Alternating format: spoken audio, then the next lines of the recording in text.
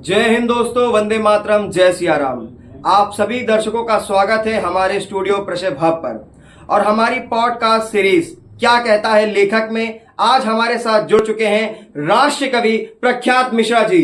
तो आइए जानते हैं उनकी काव्य यात्रा के बारे में। प्रख्यात जी, आपका हमारे स्टूडियो पे बहुत बहुत स्वागत है।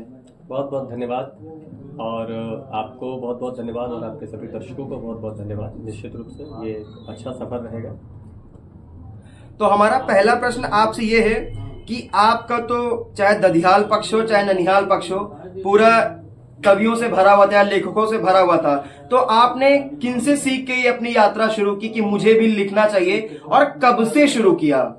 हाँ, ये एक अच्छा प्रश्न है। दधियाल पक्ष तो बहुत साहित्यिक नहीं था, ननिहाल पक्ष बहुत साहित्यिक था और मेरा पालन पोषण भी ज्यादातर ननिहाल पक्ष में ही हुआ। तो मेरे नाना जी पंडित शैल बिहारी वाजपेयी बाढ़ जी कवि रहे अपने समय पर और बहुत बड़े कवि रहे और कानपुर विश्वविद्यालय में पाठ्यक्रम में उनका नाम भी रहा है।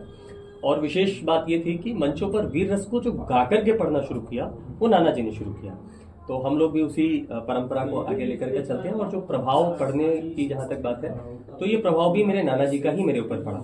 जैसे आजकल आप देखते होंगे कि बच्चों को फिल्मी दुनिया दिखाई जाती हैं या उनको कोई नया गाना है वो दिखाया जाता है। तो हमारे यहाँ पे ऐसा नहीं था। हमारा जो पूरा ध्यान था, जो हमारे मनोरंजन था या जो हमारे लिए ज्ञान का केंद्र था वो कविताएं या साहित्य था। हमारे घर में भी साहित्यकारों का, कवियों को आना जाना रहता था। तो उसी से प्रेरणा मिली और लगभग 9 या 10 वर्ष की आयु पर पहली बार कविता लिख करके और सुनानी शुरू कर दी। अरे वाह, बहुत सुंदर। जहाँ आपने नाना जी की बात की, तो जहाँ तक मैंने पढ़ा है नाना जी के बारे में, राम मंदिर आंदोलन में भी उन्होंने सक्रिय भागिता निभाई थी। अगर आपको कुछ अंश याद हो तो हमारे दर्शकों को बताइए। जी बिल्कुल। उनकी बहुत सारी कविताएं रहीं। वैसे तो आपको एक जानकारी मैं देना चाहता हूँ कि मुख्य रूप से उन्होंने जो काम किया वो इमरजेंसी के समय पर किया। इमरजेंसी पर उन्होंने एक कविता लिखी थी, कांग्रेस ने कर डाली बर्बादी हिंदुस्तान की। वो आज भी भारत सरकार द्वारा, देश की संसद द्वारा जब्त है, उसे जब्त कर लिया गया था। उसकी सारी प्रतियां जला दी गई थी। उस वक्त रिकॉर्ड्स चलते थे, रिकॉर्ड्स भी तोड़ दिए गए थे और कार्यवाही भी हुई थी। नाना जी पर लगभग 12 या 13 बार मुकदमे दायर हुए, जिसमें 2 बार मीसा भी लगा है। मगर ये भी एक बड़ी बात है कि वो कभी भी पुलिस की गिरफ्त में आए नहीं। 2 बार उन्हें पकड़ा भी गया तो वो खाना कूद करके भाग गए, क्योंकि क्रांतिकारी स्वभाव था।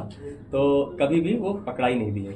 एक बहुत अच्छा प्रश्न उन्होंने खड़ा किया था। तो वो 4 पंक्तियां मैं उनकी सुनाता हूँ, बहुत अच्छी लगती हैं कि देखते ही देखते गंवाया गया बंकू। और देखिए, बहुत कुछ कहता है ये छंद।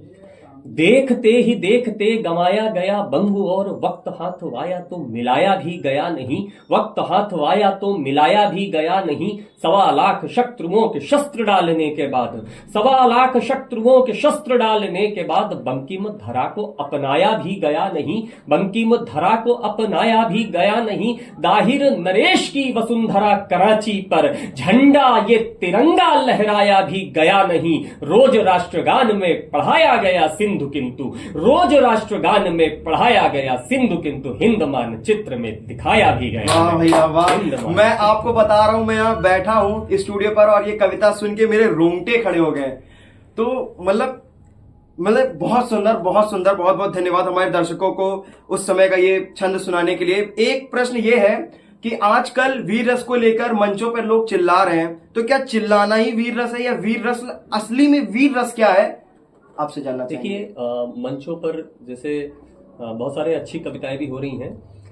2 चीजें मैं कहना चाहता हूं। पहली चीज तो कि सिर्फ चिल्लाना वीर रस नहीं है, और दूसरी बात यह कि सिर्फ क्लिष्ट शब्दों का समायोजन कर देना ये भी वीर रस नहीं है। वीर रस में भी संवेदनाओं का, वेदनाओं का, भावों का जब तक आप अच्छी तरह से समन्वय नहीं करते तब तक वो वीर रस बनकर के तैयार नहीं होता है। अगर आप वीर रस पढ़ रहे हैं, आप वीर रस लिख रहे हैं, अगर आप खुद रोमांचित हो रहे हैं, आपका खुद का रुआ रुआ खड़ा हो जा रहा है आपकी कविता को सुन करके, अगर आपके अंदर आक्रोश आ रहा है, आपके अंदर जागरण की भावना आ रही है, आपके अंदर स्वयं ओज जागृत हो रहा है, तो वो वीर रस असली वीर रस है। कोई भी कविता जब आपको जितना प्रभावित करेगी उसका 2 गुना जनता को प्रभावित करेगी। तो ऐसा नहीं है, वीर रस में अच्छी कविताएं भी हो रही हैं और मेरी समझ से अच्छी कविताएं ही होनी चाहिए। ऐसा नहीं है कि बहुत क्लिष्ट शब्दों का समायोजन कर देना और ये कविता अच्छी हो जाती है, ऐसा बिल्कुल नहीं। अगर ऐसा होता तो हिंदी से जितने भी लोग हिंदी को लेकर के पीएचडी कर रहे हैं, शोध कर रहे हैं, वो सब कवि होते हैं।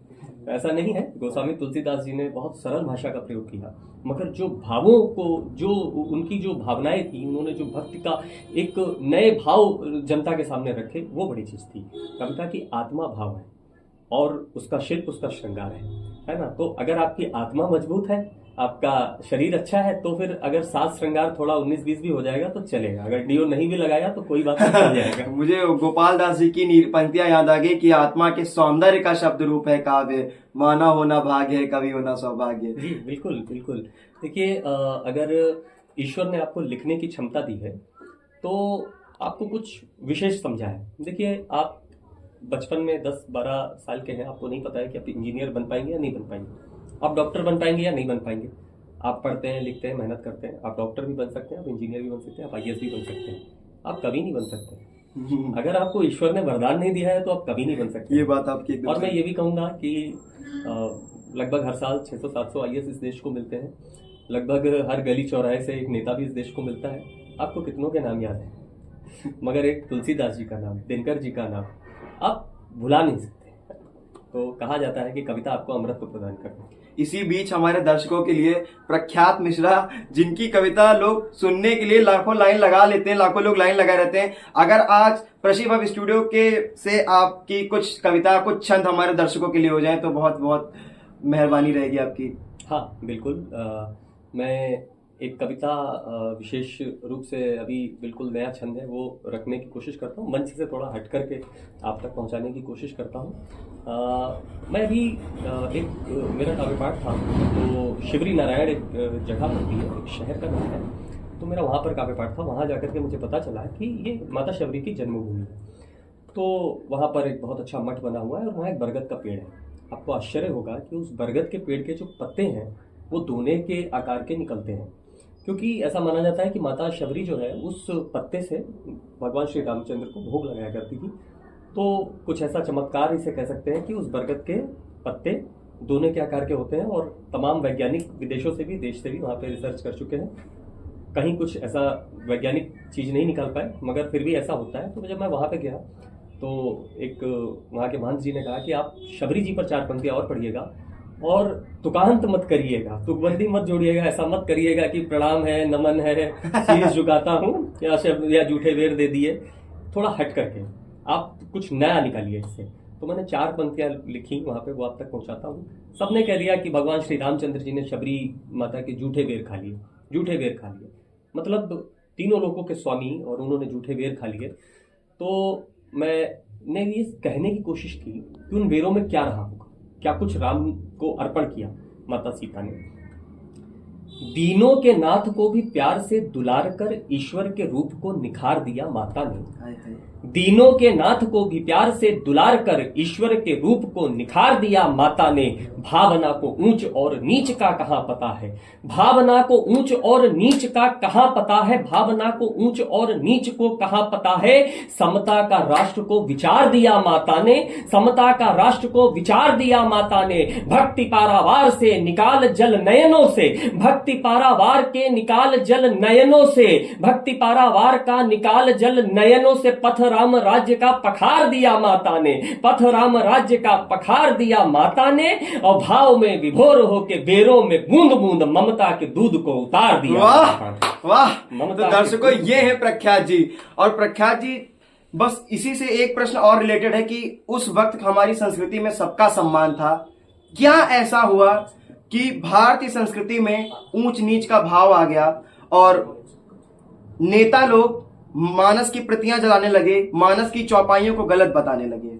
देखिए, ये बहुत अच्छी बात आपने कही कि मानस की चौपाइयों को गलत बताने लगे। होता क्या है कि जो भारतीय ज्ञान है वो बहुत गूढ़ का ज्ञान है, मतलब उसे इस तरह से निर्मित किया गया है कि वो हर किसी के समझ में ना आए। जो उस ज्ञान का उपयोग कर सकता है, जो उसके लायक है, इसका बौद्धिक स्तर उस ज्ञान तक पहुंच सकता है, वो ज्ञान उसी तक पहुंचेगा। तो अब ये जो लोग पुस्तक जला रहे हैं, ये इनकी कमी नहीं है, वो ज्ञान बहुत ऊंचे स्तर का है और इनका बौद्धिक स्तर बहुत नीचे स्तर का है। तो अब कहीं पर कोई उदाहरण दिया जाता है, आज कह दिया जाता है कि फलाने नेता का जो है सत्यानाश हो जाएगा। सत्यानाश बहुत बड़ा शब्द है, सत्यानाश में उसका पूरा कुल वंश सब बर्बाद हो जाना होता है, मगर हम उसका टिकट कट गया इससे जोड़ देते हैं कि उसका सत्यानाश हो गया, है ना। तो होता क्या है कि आप एक कहानी को पढ़ रहे हैं, एक काव्य में एक कहानी को पढ़ रहे हैं, राम कथा को पढ़ रहे हैं, एक कथा को पढ़ रहे हैं, तो उसमें बहुत सारे रूपक दिए गए हैं, उसमें बहुत सारे अलंकार दिए गए हैं, मगर वो उनके समझ में नहीं आएगा। तो पहली चीज़ तो ये है। और दूसरा आपने पूछा कि जो है भारतीय साहित्य को लेकर के, तो देखिए भारतीय साहित्य बहुत बड़ा साहित्य है और बहुत समृद्ध साहित्य है। ये बात अलग की है कि हम उसे पूरी तरह से समझ नहीं पाते हैं। उसमें इशारों से बात की गई है, उसमें रूपकों से बात की गई है, उसमें प्रतीकों के माध्यम से बात की गई है। कह दिया गया कि जो है वो समंदर का, वो तो ऐसा नहीं। जब कवि लिखता है तो उसमें अलंकार भी लगाता है, उसमें अतिशयोक्तियाँ भी दो चार होती हैं, तो ऐसा बिल्कुल भी नहीं है। अब जो जातीय समीकरणों की बात है, देखिए जो जाति प्रथा है वो भारत या वैदिक कल्चर के मूल में नहीं थी। ऐसी प्रथा बिल्कुल भी नहीं थी। रामायण में सबको पता है कि निषाद राज्य के साथ में रामचंद्र जी का जो गुरुकुल में शिक्षा दीक्षा, इस बात का सूचक है कि एक ही जगह पर सब लोग पढ़ाई लिखाई कर सकते थे। बाद में बहुत सारी चीज़ें जोड़ी गई, बहुत सारी चीज़ें घटाई गई। प्राकृत संस्कृत में कितनी चीज़ें हैं और आधुनिक संस्कृत में कितनी चीज़ें हैं, ये सब शोध का विषय है, जिस पर दुर्भाग्य से कोई नहीं बोल रहा है। बोलना चाहिए कि भारतीय ग्रंथ जो प्राकृत संस्कृत में लिखे गए हैं वो आधुनिक संस्कृत में कैसे हैं, तो ये एक अलग की बात है। तो जातीय सिस्टम, जो जातीय पूरा रूपरेखा है, वो भारतीय कल्चर की नहीं है। हमारे यहाँ पर जो हमारा वैदिक कल्चर है, वहाँ पर जाति व्यवस्था कर्म के आधार पर, वहाँ पर जाति व्यवस्था जन्म के आधार पर नहीं है। देखिए कर्म के आधार पर जो जाति व्यवस्था बनाई, ये बड़ी अद्भुत बनाई। अब आप सोचिए कि जो बहुत पढ़ लिख गया वो ब्राह्मण बन गया, उसने अपना एक स्थान सुरक्षित कर लिया, और मौका सबको मिल रहा है पढ़ने लिखने का, ऐसा नहीं किसी को वंचित किया जा रहा है, सबने पढ़ा। उन्हीं में से कोई क्षत्रिय बन गया, उन्हीं में से कोई वैश्य बन गया। जो कुछ नहीं कर पाया, क्या वो अपना जीवन त्याग दे? क्या वो आत्महत्या कर ले? उसके लिए शूद्र शब्द का प्रयोग किया गया। शूद्र शब्द को कहीं से भी नीच नहीं माना। शूद्र का मतलब सेवा करने वाला। आज जितने भी लोग नौकरी कर रहे हैं, सरकारी नौकरी के पीछे पागलों की तरह भाग रहे हैं, अगर आप हमारी परिभाषा को देखेंगे तो वो शूद्र ही तो। मैं एक प्रश्न और पूछूं आपसे। ये प्रश्न इतिहास के ज्वलनशील मुद्दों को लेकर है। जैसा कि अंबेडकर जी ने मनुस्मृति की प्रतियां जलाई और उनकी किताब है, दर्शकों उनकी किताब है हू वर शूद्रास। उसके 5वें पेज पर जब आप खोलेंगे तो मेरे ख्याल से 2nd या 3rd पैराग्राफ में उन्होंने खुद लिखा है कि मैंने मैक्स मुलर द्वारा अनुवादित मनुस्मृति को जलाया है। मनुस्मृति एक संस्कृत ग्रंथ है और मैक्स मुलर ने उसका अंग्रेजी में अनुवाद किया था। तो आइए जानते हैं प्रख्यात मिश्रा जी क्या कहते हैं उस पर।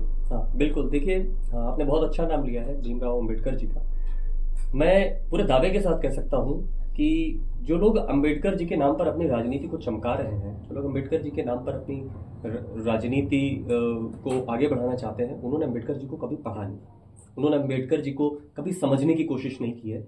एक बहुत विशाल और बहुत बड़े व्यक्तित्व के स्वामी हैं भीमराव अम्बेडकर जी। और ऐसा नहीं है कि उन्होंने ब्राह्मणों का विरोध किया अपने जीवन में या क्षत्रियों का विरोध किया, उन्होंने विरोध किसी का भी नहीं किया। ये बात ठीक है कि मुगल काल में सबसे ज़्यादा जो जातीय विषमताएं बढ़ी वो मुगल काल में बढ़ी, अंग्रेजों के समय पर और ज़्यादा प्रबल हो गई। कहीं कुछ हमारे वर्गों के लोगों का भी इसमें श्रेय रहा, तो सामान्य वर्ग के लोगों का भी श्रेय रहा, जो ये एक बड़ी खाई बन गई, बड़ा गड्ढा बन गया। अब अम्बेडकर जी ने उसे पाटने का काम किया, अम्बेडकर जी ने उसको एक करने का काम किया है। उन्होंने इस चीज़ को बार बार मेंशन किया है कि मैंने मैक्स मुलर द्वारा लिखित मनुस्मृति को जलाया है, जबकि मूल मनुस्मृति के बहुत सारे खंड उन्होंने भारतीय संविधान में सम्मिलित किए। अगर वो इतना ही मनुस्मृति से चिढ़ते थे तो उसके खंडों को भारतीय संविधान में क्यों जगह दी? उन्हीं के द्वारा लिखे हुए संविधान में उनकी स्वीकृति से प्रथम पृष्ठ पर श्री रामचंद्र जी का चित्र अंकित है। उन्होंने राम राज्य की कल्पना की। आप सोचिए, जो व्यक्ति, तो ऐसा बिल्कुल नहीं है। आपको मैं एक घटना को बताना चाहता हूँ, ये कम लोगों को पता होगा। जब देश का बंटवारा हुआ तो जिन्ना के हाथ में पाकिस्तान चला गया, तो पाकिस्तान के जो नेता थे, जो जिन्ना के समर्थक, और जिन्ना ने ये बात कही कि यहाँ के जो शूद्र हैं वो हमारे साथ चले, यहाँ के जो दलित हैं वो हमारे साथ चले, हम उन्हें ऊंचे दर्जे का नागरिक बनाएंगे, और तमाम सारे उन्होंने प्रलोभन दिए। जब वो वहां पर चले गए, और यहाँ से भी बहुत सारे लोग जा रहे थे, तो अम्बेडकर जी ने इस बात पर चिंतन किया, मनन किया, और यह चिंतन मनन सावरकर जी के साथ मिलकर के हुआ। तो ये हुआ कि चूंकि ये बात तो सच है कि हिंदू धर्म पर से या वैदिक धर्म पर से इनका विश्वास थोड़ा सा डिग गया है, तो अंबेडकर जी ने अपने 3.25 लाख समर्थकों के साथ में बौद्ध धर्म को स्वीकार किया, और बौद्ध धर्म कहीं और से नहीं आया, वो भी तो वेदों से ही निकल करके आया जी। तो उन्होंने कहीं ना कहीं ये जो पलायन हो रहा था दलितों का यहाँ से, उस पलायन को रोका। तो अब जो लोग वहां चले गए पाकिस्तान में, तो उनके साथ अत्याचार शुरू हो गया। आपको पता है कि बहुत सवर्ण पाकिस्तान में नहीं थे, हिंदू जितने भी थे, और आज तो बचे भी नहीं है, 1-2% ही बचे। जब पूछा गया कि भाई ऐसा आपने हमसे वादा किया था, तो उन वहां से जवाब आया कि हम इन्हें इसलिए लाए हैं कि हम तो यहाँ आ गए, हमारे मलमूत्र को कौन साफ करेगा। आप सोचिए कि वो व्यक्ति कितने दूरदर्शी थे। वो भी जा सकते थे पाकिस्तान, वो भी ऐसे प्रलोभन में फंस सकते थे, पर वो नहीं फंसे। तो भीमराव अंबेडकर जी को समझने की जरूरत है, उनको पढ़ने की जरूरत है। उन्होंने बार बार कहा कि मैं उस धर्म को नहीं मानता हूं जो मुझसे मेरे भगवान को छीने, मैं उस धर्म को नहीं मानता हूं जो मुझे मेरे भगवान को पूजने की इजाजत नहीं देता है। उन्होंने ये नहीं कहा कि मैं मेरे भगवान को नहीं मानता।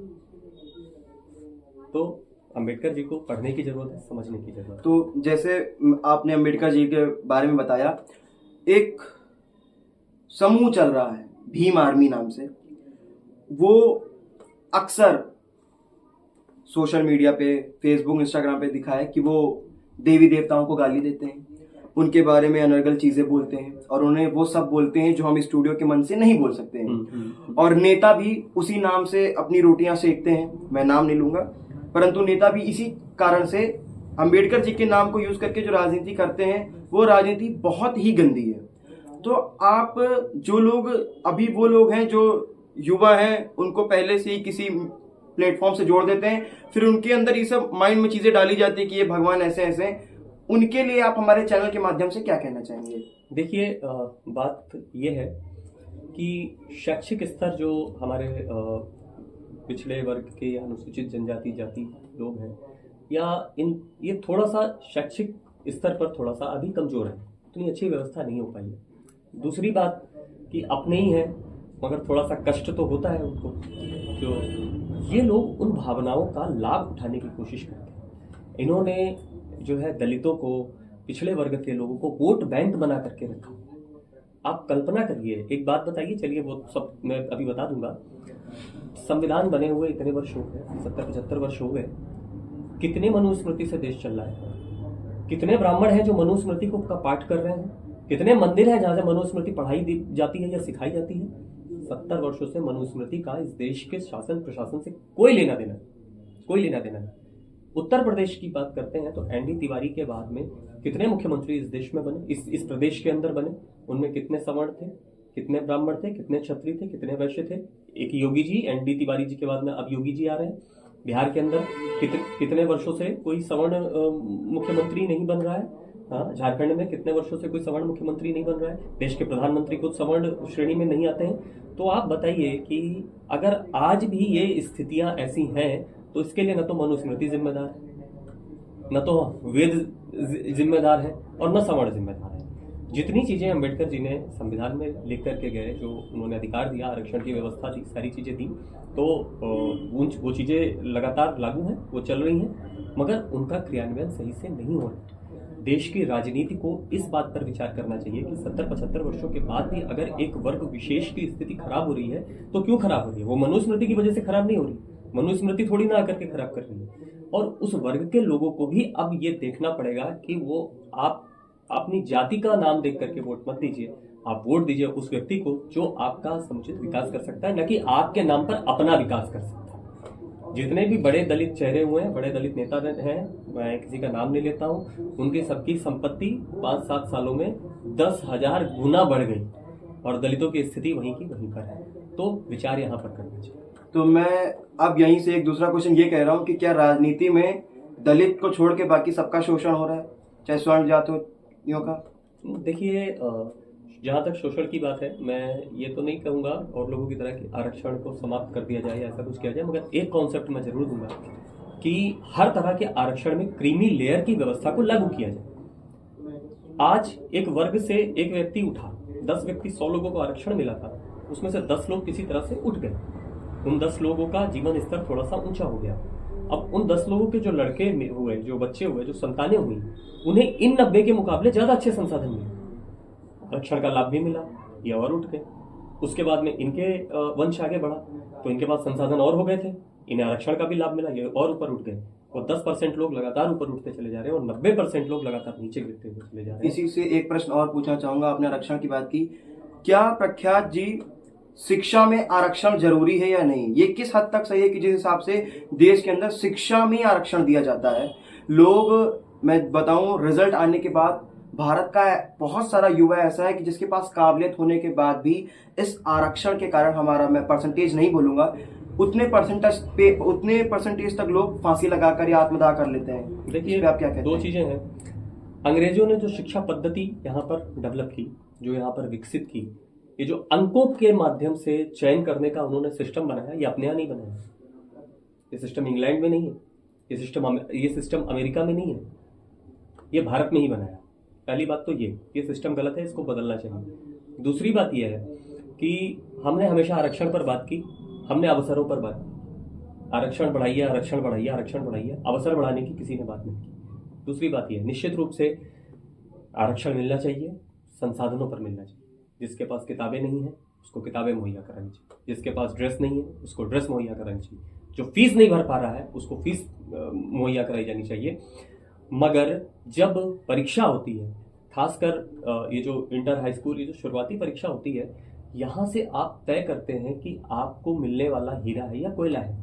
वो किसी भी जाति का हो सकता है। ऐसा नहीं है कि सवर्णों के सारे बच्चे टॉप कर रहे हैं या वो फेल हो रहे हैं, और ऐसा नहीं है कि दलितों के बच्चे पूरी तरह से गड्ढे में पड़े हुए हैं। वो भी आईएएस बन रहे हैं, वो भी पीसीएस बन रहे हैं, वो भी इंजीनियर बन रहे हैं, वो भी सीईओ बन रहे हैं, वो भी ओलंपिक में जा रहे हैं, आपके भी बच्चे जा रहे हैं। अगर वो बच्चा हाई स्कूल इंटर में फेल हो जाएगा तो आप विश्वास मानिए, जब वो अगली बार पढ़ाई करेगा तो दुगनी मेहनत के साथ करेगा। फिर फेल होगा, जब अगली बार पढ़ाई करेगा तो तिगुनी मेहनत के साथ पढ़ाई करेगा। वो दूसरी जाति का है, वो इस जाति का है, वो उस जाति से फर्क नहीं पड़ता है, मगर अगर वो पढ़ करके अपनी मेहनत से बन करके आएगा तो विश्वास मानिए वो देश के विकास में योगदान देगा, वो इन खोखली बातों में नहीं उलझे। बहुत सुंदर, बहुत सुंदर। तो देखिए दर्शक, साहित्य शब्दों के साथ इतिहास का इतना ज्ञान रखते हैं हमारे प्रख्यात जी। प्रख्यात जी से हम एक प्रश्न और पूछेंगे जो इस समय का सबसे बड़ा मुद्दा है। आज 144 वर्ष बाद महाकुंभ लगा और कुछ नेता कहते हैं वक्फ बोर्ड की जमीन है, तो वक्फ बोर्ड पे आप क्या कहते हैं? वक्फ बोर्ड, अच्छा सवाल आपने पूछा है। मैं एक बात कहना चाहूँगा कि देश का संविधान बना और हमसे ये कहा गया कि हम धर्मनिरपेक्ष राष्ट्र हैं। धर्मनिरपेक्ष राष्ट्र हैं यानी कि इस देश का कोई धर्म नहीं, मतलब हमारे देश का कोई धर्म नहीं है। जब हमारे देश का कोई धर्म नहीं है तो ऐसा बोर्ड बनाने की जरूरत क्या है? बात सही है। इस बोर्ड की आवश्यकता क्या है इस देश को? कितने मुसलमानों को रोजगार दिया इस वक्फ बोर्ड ने? कितने मुसलमानों को आवास की व्यवस्था की इस वक्फ बोर्ड ने? कितने मुसलमानों को सब्सिडी दी पढ़ाई पर इस वक्फ बोर्ड ने? कहाँ है वक्फ बोर्ड? क्या कर रहा है वक्फ बोर्ड? सिर्फ भूमाफिया बन करके बैठा हुआ है। और ये शर्म की बात है कि विश्व के सबसे बड़े लोकतंत्र के अंदर एक ऐसी संस्था बना करके रख दी गई कि जिसके निर्णय को आप कोर्ट में चुनौती नहीं दे सकते। आप राष्ट्रपति के निर्णय को कोर्ट में चुनौती दे सकते हैं, प्रधानमंत्री के निर्णय को कोर्ट में चुनौती दे सकते हैं, वक्फ बोर्ड के निर्णय को कोर्ट में चुनौती नहीं दे सकते। ये दुर्भाग्य है इस देश का। मैं बहुत विनम्रता के साथ कहना चाहूंगा कि जितनी जल्दी इस वक्फ बोर्ड को समाप्त किया जाए देश के लिए और मुसलमानों के लिए, वो उतना अच्छा है। तो जैसे हम लोग को एक नारा सिखाया गया था, हिंदू मुस्लिम भाई भाई आपस में, सब हिंदू मुस्लिम भाई भाई आपस में, जो भी नारा था, मुझे भी सही से याद नहीं आ रहा। ये नारा ठीक है, राजनीतिक तौर पे ठीक है, परंतु ये नारा क्या बंगाल में कहाँ चला जाता है? ये नारा कश्मीर में कहाँ चला जाता है? ये नारा केरल में कहाँ चला जाता है? ये नारा कर्नाटक में कहाँ चला जाता है? मैं आपसे जानना चाहता हूँ। देखिए, एक चीज, जो हिंदू है वो बहुत सहिष्णु लोग हैं। जाति तो मैं नहीं कहूँगा, वर्ग भी मैं नहीं कहूँगा, वो तो एक सनातनी विचार जो है, परंपरा है। हिंदू कोई सिर्फ एक छोटा मोटा मजहब या धर्म नहीं है, हिंदू बहुत बड़ी चीज़ है, सनातन धर्म बहुत बड़ी चीज़ है। अब हमारी सहिष्णुता का लाभ उठाया गया, हमारे ऊपर बहुत सारे प्रतिबंध लगाए गए और लगातार तुष्टिकरण का खेल खेला गया। देखिए, हम और आप पढ़े लिखे लोग, और ज़्यादातर हिंदू जो है वो पढ़ा लिखा है, वेल एजुकेटेड है। मुसलमान की स्थिति दलितों से भी बुरी है। उनके अंदर सोचने समझने की शक्ति ही नहीं है। वो एक कबीलियाई शासन में जिए थे और वो आज भी उस परंपरा से बाहर नहीं जा पा रहे। उन्हें उसी में अच्छा लग रहा है और उनके जो धर्म प्रचारक हैं वो उन्हें उससे बाहर जाने भी नहीं दे रहे। समय कुरीतियों को जन्म देता है और समय उनको समाप्त करता है। हमारे हिंदू धर्म में भी जब मुगल आक्रांता है तो सती प्रथा बहुत बढ़ गई। कारण ये था कि जो राजा मर जाएगा उसकी पत्नियों के साथ बलात्कार किए जाएंगे, उसकी पत्नियों को हरम में पहुंचा दिया जाएगा। तो जो है सती प्रथा बहुत ज़्यादा बढ़ गई, मगर धीरे धीरे समय चक्र बदला। हमारे हिंदुओं ने ही आगे बढ़ करके उस सती प्रथा को बंद कराया, उस सती प्रथा पर प्रतिबंध लगवाया। पर्दा प्रथा मुगल काल में बहुत ज़्यादा बढ़ गई कि सुंदर लड़की देखेंगे तो इस तरह की हैवानियत करेंगे, तो पर्दा प्रथा हुई, मगर आगे चल करके उसको भी बंद कर दिया। और हमने बड़े सहर्ष इन प्रथाओं को बंद करना स्वीकार कर लिया। कोई आप एक ऐसी प्रथा बताइए जो सबको पता है गलत है मुस्लिम धर्म में, और कोई एक धर्मगुरु खड़े होकर के कहे कि इस प्रथा को बंद कर देना है, और अगले दिन उसकी गर्दन उसके सर पे रह जाएगी। तो ये विचारणीय बात है, ये सोचनीय बात है कि जो चीजें गलत हैं उनको गलत कहना सीखिए। आप अपने धर्म में मानवता का प्रवेश अगर नहीं कर पा रहे हैं तो आप बहुत दिनों तक इस धरती पर नहीं रह पाएंगे। पहली बात तो ये है। दूसरी बात, भाई भाई का वाला जो नारा दिया गया, ये ऐसा हुआ कि एक को भाई बना दिया और दूसरे को चारा बना दिया। जो भाईचारा है तो एक को भाई बनाया और दूसरे को चारा बना दिया, तो वो चल रहा है। और राजनीति में तुष्टिकरण की राजनीति की गई, उसके तहत वक्फ बनाए गए, उसके तहत कुछ विशेष अधिकार दे दिए गए, उसके तहत जब दंगे इस देश के अंदर हुए तो उसमें कोई नाम आ गया, उत्तर प्रदेश में ही पिछली सरकार में हुआ तो उनको छूट दे दी गई। आप विश्वास मानिए 127 दंगे के आरोपियों को सब्सिडी दे दी गई सरकार की तरफ से, गिरफ्तारी तो दूर की बात है। ये 70 सालों से चल रहा है, जब से देश आज़ाद हुआ है तब से लगभग ऐसा चल रहा है। आज हिंदू समाज की जो प्रतिक्रिया आप देख रहे हैं, ये जो प्रतिक्रिया है ना, ये उसी क्रिया की प्रतिक्रिया है।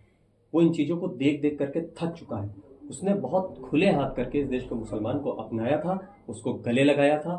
मगर आप खुद भी इस चीज़ को सोचें, मुसलमान भी इस चीज़ को सोचें कि जहाँ पर आप 30 हैं 100 में, वहाँ पर आप बहुत अच्छे हैं, और जहाँ पर आप 70 हो जाते हैं वहाँ पर हमारे साथ आपने क्या किया। आपने क्या केरल में किया, आपने क्या कश्मीर में किया, आप क्या बंगाल के अंदर कर रहे हैं, बांग्लादेश में आप क्या कर रहे हैं। हमसे कह दिया जाता है कि कश्मीर के समय ऐसा रहा होगा, वैसा रहा होगा। भाई हमने नहीं देखा, हमारा जन्म नहीं हुआ था।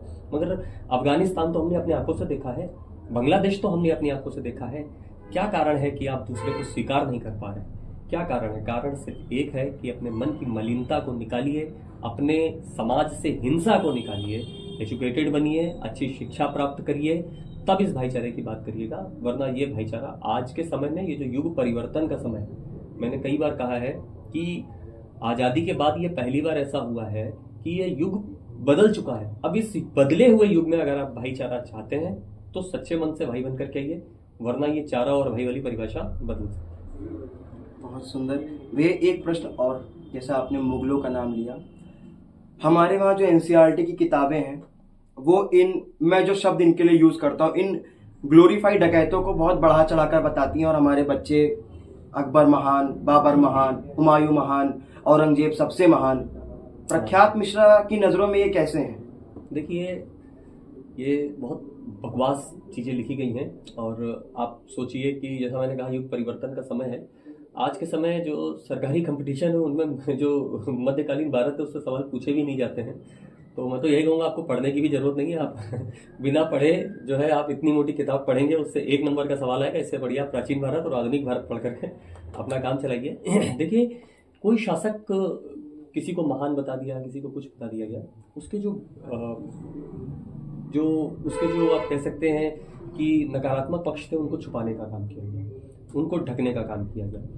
कारण ये है कि इतिहास विजेताओं का होता है। दुर्भाग्य से हम जातियों में बट गए, हम वर्गों में बट गए, हम संप्रदायों में बट गए और हम पराजित हुए। इस सत्य को स्वीकारना पड़ेगा। हालांकि हम संघर्षरत रहे, हमने संघर्ष कभी नहीं छोड़ा। आज आप देखिए कि पूरे एशिया से लगभग जो है मध्य पूर्व एशिया और इन सब जगहों से अन्य धर्म गायब हो गए, सिर्फ इस्लाम बचा। तो कल्पना करिए कि हमारे पूर्वज कितने बहादुर रहे होंगे। कल्पना करिए कि जो अमेरिकी सेनाएं 2 दिन अफगानिस्तान को नहीं संभाल पाई, हमने कैसे इनको संभाला होगा 200 वर्षों तक। इतना बलिदान, कितना त्याग उन्होंने दिया होगा। तो इसे बिल्कुल बदलने की जरूरत है, तत्काल बदलने की जरूरत है। मीना बाजार किसने लगवाई, सबसे बड़ा हरम किसके पास था, ये सब चीजें भी बताई जानी चाहिए। और एक चीज और, एनसीईआरटी की जब बात आई है, एक बहुत बढ़िया बात आपको बताता हूँ। गजनी इस देश के अंदर आता है, गौरी इस देश के अंदर आता है और आक्रमण करता है। आक्रमण करके लूट खसोट करके वापस चला जाता है। आप एक बात सोचिए कि जो मुसलमान तुर्क से आए, जो अरब से आए, वो तो यहाँ रुके ही नहीं, वो तो वापस चले गए। उसका एक गुलाम होता है, उसे उसकी बेटी से प्रेम हो जाता है, वो जानता है वहां जाएंगे तो हमारी भी थूथू होगी, घर की नाक कट जाएगी, तो इनको भारत में छोड़ दो। गुलाम वंश की नींव पड़ती है भारत के अंदर और उनको यहाँ पे छोड़ दिया जाता है। 50 या 60 या 100 सेवक छोड़ दिए जाते हैं, बाकी तो सब लौट जाते हैं। अब वो 50-100 लोग भारत में, या अगर पूरे भारत को, बांग्लादेश और पाकिस्तान को जोड़ा जाए तो करोड़ों जनसंख्या कैसी पहुंची होगी।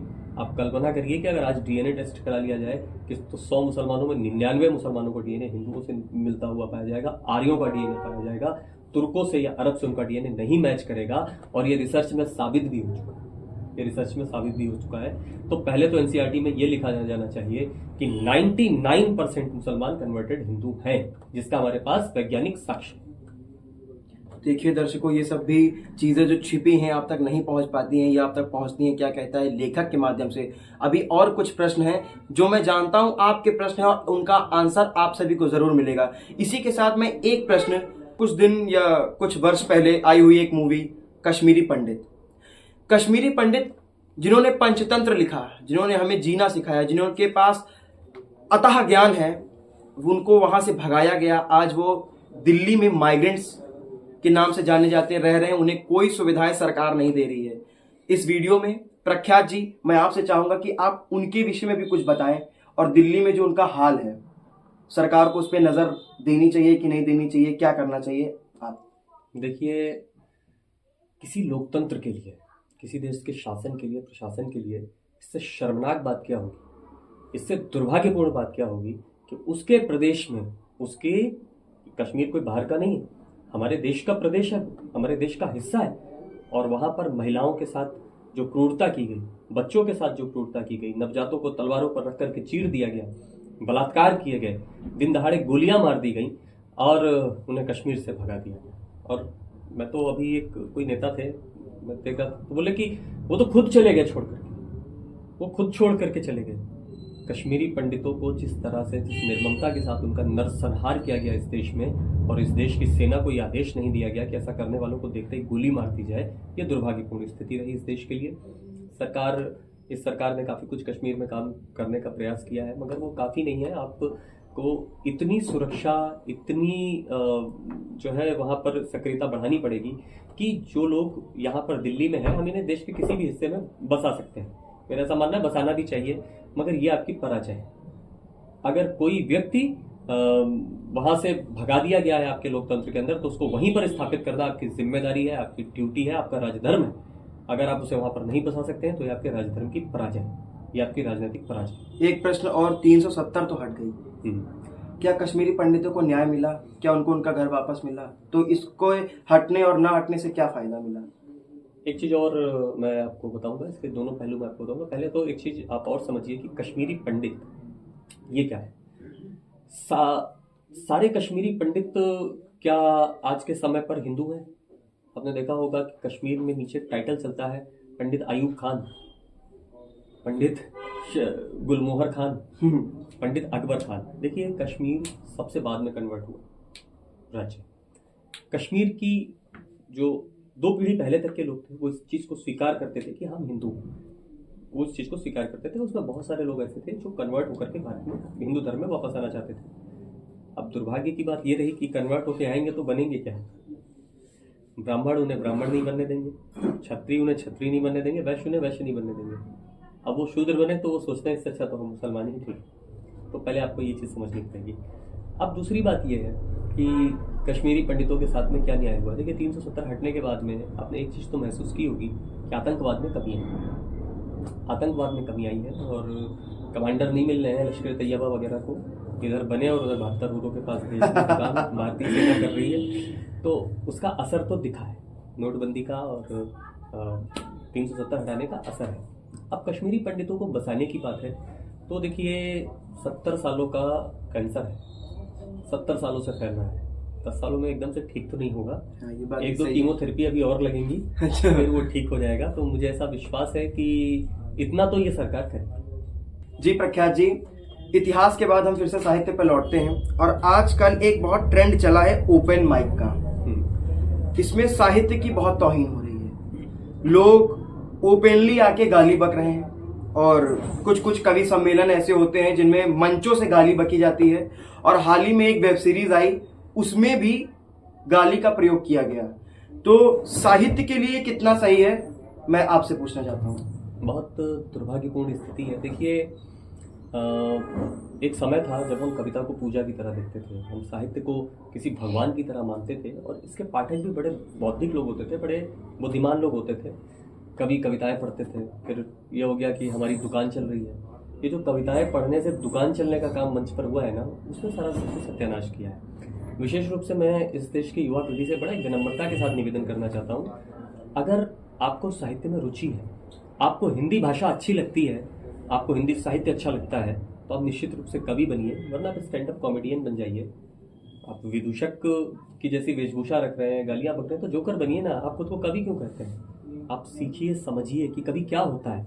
बड़ी हंसी आती है और बड़ा तरस आता है उन लोगों के ऊपर जो लोग दो चार शेरो शायरी पढ़ ली, देवर भाभी की वो 20 रुपए की किताब आती है, उसके 4 शेर पढ़ लिए और समझने लगे कि हम कवि हैं। कविता को समझिए, साहित्य को समझिए, भूषण को पढ़िए, निराला को पढ़िए, दिनकर को पढ़िए, तब सोचिएगा कि तब आपको ये पता चलेगा कि कवि होता क्या है, तब आपको ये पता चलेगा कि कविता होती कैसी है। अभी आप YouTube को देख रहे हैं, बहुत अच्छी चीज़ है YouTube, जितनी अच्छी है उतनी बुरी है। जितना कूड़ा करकट था सब उठा के मंचों पर फेंक दिया है इस YouTube ने।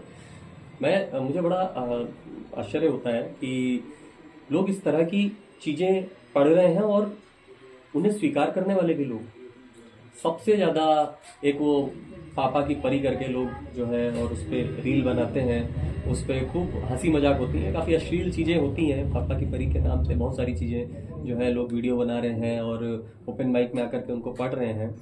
मैं दावे के साथ तो नहीं कह सकता, मगर मुझे ऐसा लगता है कि उस आदमी की या तो माँ नहीं होगी, एक तो जो व्यक्ति ऐसा कर रहा है उसकी अपनी माँ तो हो ही नहीं सकती जिसने जन्म दिया है, और वो उसी जाति के बारे में, उसी के बारे में ऐसी बात करे, और फिर उसकी बहन भी नहीं हो सकती है।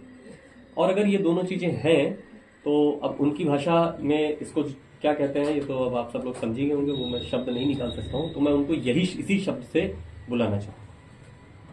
एक प्रश्न और, आज मंचों पर पुराने कवियों की या जो हमारे साहित्यकार रह चुके हैं उनकी कविताएं चुरा के लोग बहुत पढ़ते हैं, इसमें आप क्या कहते हैं? क्योंकि जहां तक कुछ आपके भी ख्याल, कुछ आपकी टिप्पणियां भी ऐसी हैं जो लोगों ने चुरा के मंचों से पढ़ी हैं। प्रख्यात जी, आज स्टूडियो पर क्या कहते हैं इसके विषय में? देखिए, कविता की चोरी हुई तो आपको क्या करना चाहिए? अच्छा सवाल है आपका। आपके घर में चोरी हुई तो आपको क्या करना चाहिए? पुलिस कंप्लेन, मतलब उसका प्रतिरोध करना चाहिए, उसके खिलाफ खड़े होना चाहिए। तो बिल्कुल खड़े होइए, ये आपका अधिकार है, ये आपका नैतिक कर्तव्य है। आपके शब्दों की कोई चोरी कर रहा है, आपके विचारों की कोई चोरी कर रहा है, तो ये आपका अधिकार है और इस पर लड़िए। मैं जहाँ तक मेरी बात रही तो मैंने भी समय समय पर प्रतिकार किया अगर किसी ने मेरी चीज़ों को पढ़ा। हाँ, अगर किसी ने उसका व्यावसायिक प्रयोग नहीं किया और एक विचार के माध्यम से उसको आगे बढ़ाने का काम किया है तो मुझे प्रसन्नता होती है, ये अच्छी बात है, नहीं इसको करना चाहिए। जैसे कि आपके विचार थे, किसी ने व्यावसायिक नहीं लिया परंतु वो बोल रहा है, तो क्या उसको आपका नाम लेके बोलना चाहिए? नैतिक रूप से उसे नाम लेना चाहिए। अगर नाम नहीं भी याद है तो कह देना चाहिए कि किसी कवि की पंक्तियां। पहली चीज तो देखिए, जो युवा पीढ़ी है मैं उनसे बड़ा निवेदन करना चाहता हूँ, आप अपने काव्य पाठ में चलिए, आपने रूपरेखा बनाई और 4 पंक्तियां पढ़ दी किसी कवि की नाम लेकर के, फिर आप अपने काव्य पाठ करिए, अपनी कविताएं पढ़िए। अगर आपको अपनी कविताओं पर, अपनी रचनाओं पर विश्वास है तो, है ना, आप 4 पंक्तियां दूसरे की पढ़ रहे हो, फिर आपने 2 पंक्तियां अपनी पढ़ी, फिर 4 फलाने की याद आ रही हैं, फिर थोड़ी सी पढ़ी, फिर 4 फलाने की याद आ रही हैं, तो मतलब आपको अपनी कविताओं पर विश्वास नहीं है। आपको ऐसा लग रहा है कि तालियां फलाने की कविताओं पर आएंगी, आपकी कविता पर नहीं आएंगी। तो इस चीज को सुधार करिए। और जिन लोगों की कविताएं चोरी हो रही हैं, मैं बिल्कुल कहना चाहूंगा, दुर्भाग्य है इस कवि सम्मेलन की इंडस्ट्री का कि हमारे पास ऐसी कोई संस्था नहीं है जो इसको काबू कर पाए, जो इसका विरोध कर पाए, जहां पर इसका विरोध दर्ज किया जा सके। ये हमारे पास ऐसी कोई संस्था नहीं है, कोई ऐसा ऑर्गेनाइजेशन नहीं है बंधा हुआ जहां पर इस चीज को हम रखें और वो कार्यवाही कर सके। तो ये अब आपको ही करना है। आप ट्विटर पे जाइए, फेसबुक पे जाइए, यूट्यूब पे जाइए, किसी तरह से करिए विरोध। मगर देखिए, कविताएं मैं जानता हूँ कि कितने अथक प्रयासों के बाद में आप लिख पाते होंगे। हम भी कवि, हम भी जानते हैं, कई 3-4 साल कोई पंक्ति फंस जाती है और आगे की नहीं बन पाती है, तो आपकी तपस्या है। और तपस्या इतनी आसानी से अगर आप खंडित करने देंगे, इतनी आसानी से आप अपने तप को चुरा लेने देंगे, तो फिर आप कायर कहेंगे। मुझे जहां तक, मैं प्रख्यात जी को जानता हूं, विश्व हिंदू परिषद में आपकी एक टिप्पणी थी, बहुत से वीर रस के कवियों ने या बहुत से कवियों ने मंच से उस टिप्पणी को कहा। दर्शकों के बीच एक बार वो टिप्पणी हो जाए, क्योंकि वो टिप्पणी हमारे युवा को और बाकी लोगों को, जितने लोग ये वीडियो देख रहे हैं, उनको बहुत जागरूक करेगी, उनके अंदर बहुत कुछ सोचने के लिए उनको मजबूर करेगी। वो टिप्पणी मैं जरूर सुनना चाहूंगा। हाँ बिल्कुल, देखिए ये बात है जब यहाँ पर बंसल जी ने शुरुआत की थी, सुनील बंसल जी ने अपना लखनऊ को संगठित करने की शुरुआत की थी, और विश्व हिंदू परिषद के एक मंच पर एक समीक्षा हो रही थी, तो उसमें मैंने ये बात कही थी कि आज के समय में अगर आप हिंदू कम्युनिटी में देखते हैं, देखिए दो चीज़ें हैं। पहली चीज़ तो ये है कि अभी तो सुधार हुआ है, मगर आपके मंदिर खाली पड़े हैं। आपने मंदिरों की श्रृंखलाएं लगा दी हैं, हर गली हर मोहल्ले में मंदिर है, जा कोई नहीं रहा है ना। मंदिर हमारी शक्ति का केंद्र है, मंदिर हमारी संस्कृति का केंद्र है, मंदिर हमारा साहित्यिक केंद्र है। एक मंदिर ही ऐसी, आप त्योहार मनाने जाते हैं, मंदिर में जाइए ना। घर पे आप मना रहे हो त्योहार, बीवी बच्चे और आप मिलकर के फुलझड़ी लगा दी और आपकी हो गई दीपावली। अरे आप मंदिर में जाइए, आपका पूरा मोहल्ला इकट्ठा हो, आप, वो आपकी शक्ति का प्रतीक है, वो आपकी एकता का प्रतीक है, आप वहां पर अपने त्योहारों को मनाइए। तो पहली चीज तो ये है, ये मैंने बात कही थी। और दूसरी बात मैंने ये कही थी विश्व हिंदू परिषद के जो है उस परिचर्चा में, कि आज हिंदुओं के पास में आपको एप्पल के फ़ोन मिल जाएंगे, आपको सैमसंग के फ़ोन मिल जाएंगे, कि 1.5 लाख के फ़ोन मिलेंगे, मगर आपको एक लाठी भी नहीं मिलेगी। एक तेंदुआ जब आपके मोहल्ले में आ जाता है तो आपके पास गेट बंद करके पैक हो जाने के अलावा दूसरा तरीका नहीं होता है। आप अपने बच्चों को नहीं बचा सकते हैं एक जानवर से, आपका पूरा परिवार मिलकर के आपके बच्चों को नहीं बचा सकता है। मैं नाम तो नहीं लूंगा, मगर अब आप सोचिए कि आप जंगली जानवर से नहीं लड़ पा रहे हैं तो आदमखोर जानवरों से कैसे लड़ेंगे। आपके पास कम से कम अपने बच्चों को सुबह पार्क में ले जाइए, उनको जो दौड़ भाग है वो करवाइए, उनसे परिश्रम करवाइए, उनको लाठी डंडा इतना तो सिखाइए कि वो आत्मरक्षा कर पाए। हम हिंसा तो किसी पर करने वाले कभी हुए ही नहीं, हम सहिष्णु लोग हैं, हम असहिष्णु तो कभी हुए ही नहीं है, मगर कम से कम आत्मरक्षा हमारा अधिकार है और इस अधिकार से तो परिचित करवाइए। मैं एक ये बात भी मैं जरूर बोलता हूँ, मैं एक ठाकुर साहब के यहाँ था तो वो मांसाहारी थे, मतलब वो नॉनवेज भी खाते थे, तो उनका नॉनवेज बन रहा था। मैं नहीं खाता हूँ, तो मगर मेरे साथ कुछ लोग थे वो खाते थे, तो उनके लिए उन्होंने नॉनवेज की व्यवस्था की। अब मैं देख रहा था तो उनका एक छोटा सा बच्चा था, उसने चींटे को मार दिया, तो उसकी माँ ने खींच के थप्पड़ मारा और बोला कि ये पाप होता है, चींटे को कैसे मार दिया। तो सोचिए, जहाँ पर मांस पक रहा है, तो ये हमारी मूल प्रवृत्ति है। हम लोगों ने हमेशा सबके हित के लिए, हमेशा सब, हमारा कोई भी यज्ञ ऐसा नहीं है जो हिंदुओं के हित का हो, हमारा ऐसा कोई भी यज्ञ नहीं है जो ब्राह्मणों के हित का हो, हमारा ऐसा कोई भी यज्ञ नहीं है जो किसी जाति धर्म संप्रदाय के हित का हो। हम तो पूरी सृष्टि को अपना कुटुंब मानते हैं और सबके हित की बात करते हैं, ये है। मगर आप ये भी समझिए कि जो धर्म आपको सहिष्णु बनाता है, वही धर्म आपको आत्मरक्षा के लिए लड़ने का भी अधिकार देता है, तो दोनों की पूर्ति करें। क्या मैं प्रख्यात जी से, क्योंकि आपको इतिहास का बहुत ज्ञान है, मैं एक प्रश्न और कर सकता हूँ? वो प्रश्न गोडसे को लेके है, मैं कर सकता हूँ? हाँ बिल्कुल बिल्कुल। देखिए प्रख्यात जी, नेहरू जी के शासन में 35 लाख हिंदुओं की हत्या हुई। राजीव जी के शासन में मुझे जहां तक याद है कि 7 लाख तमिल और 6 लाख सिखों की हत्या हुई। इंदिरा जी ने 12 लाख सिखों को हत्या हुई। कसाब 165 या 168 लोगों को मारा। ये सब सम्मानित है, परंतु नाथूराम गोडसे ने सिर्फ एक गोली चलाई, और आज भी नाथूराम गोडसे को लेकर ये लोग आतंकवादी करार देते हैं। और इस देश में तो कसाब को सम्मानित किया गया है। अफजल गुरु जैसे लोगों को दिल्ली जेएनयू से नारे लगते हैं कि अफजल हम शर्मिंदा हैं, तेरे कातिल जिंदा, ऐसे नारे दिए गए। तो प्रख्यात मिश्रा जी क्या टिप्पणी करते हैं इस पे? देखिए, जहाँ तक ये प्रश्न है, ये वाकई में बहुत चिंतनीय प्रश्न है। नाथूराम गोडसे जी का तरीका गलत हो सकता है, मैं ठीक है, अगर बीच का रास्ता लेते हैं तरीका गलत हो सकता है, पर उनकी भावनाएं गलत नहीं थी।